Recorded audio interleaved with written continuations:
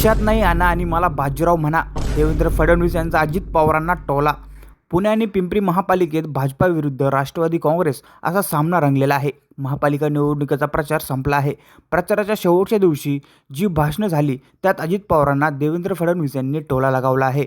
मुख्यमंत्री देवेंद्र फडणवीस यांनी पुण्यातील शिवाजीनगर परिसरात शेवटची सभा घेतली.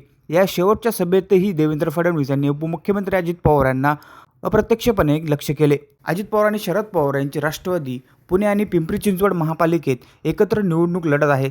त्यांनी आपल्या जाहीरनाम्यात पिंपरी चिंचवड आणि पुणेकरांना मोफत PMPL बस सेवा आणि मोफत मेट्रो प्रवासाचे आश्वासन दिले आहे.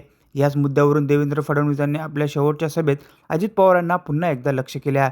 मला कोणावर टीका करायची नाही, पण काही जणांनी आश्वासन देताना आपण कुटुंब पूर्ण करणार आहोत हे माहिती नाही. खिशात नाही आणा मला बाजीराव म्हणा, अशी पुण्यात एक म्हण आहे, असे देवेंद्र फडणवीस यांनी म्हटले. मोदींच्या नेतृत्वात गेल्या काही वर्ष सातत्याने एक नवीन पुणे तयार करण्याचा प्रयत्न आम्ही करत आहोत. पुण्यात आधुनिकता यावी, पुण्याचे दळणवळण चांगले व्हावे, झोपडपट्टी राहणारे नागरिक आणि आर्थिक दुर्बलांना जास्तीत जास्त सोयी देण्यासाठी सातत्याने प्रयत्न करत आहोत. काही लोकांना असं वाटतं महापालिकेची निवडणूक म्हणजे गल्लीबोळ्याचा दादा तयार करण्याची निवडणूक आहे. ही गल्लीबोळ्यातील दादा तयार करण्याची निवडणूक नाही, ही शहरात भावी नेतृत्व करण्याची निवडणूक आहे. त्यामुळे या निवडणुकीकडे गांभीर्याने पाहायला पाहिजे, असे देवेंद्र फडणवीस यांनी म्हटले. यावर तुमचे मत आम्हाला कमेंटमध्ये नक्की कळवा आणि असे नवीन बातम्या बघण्यासाठी आपल्या चॅनलला नक्की सबस्क्राईब करा.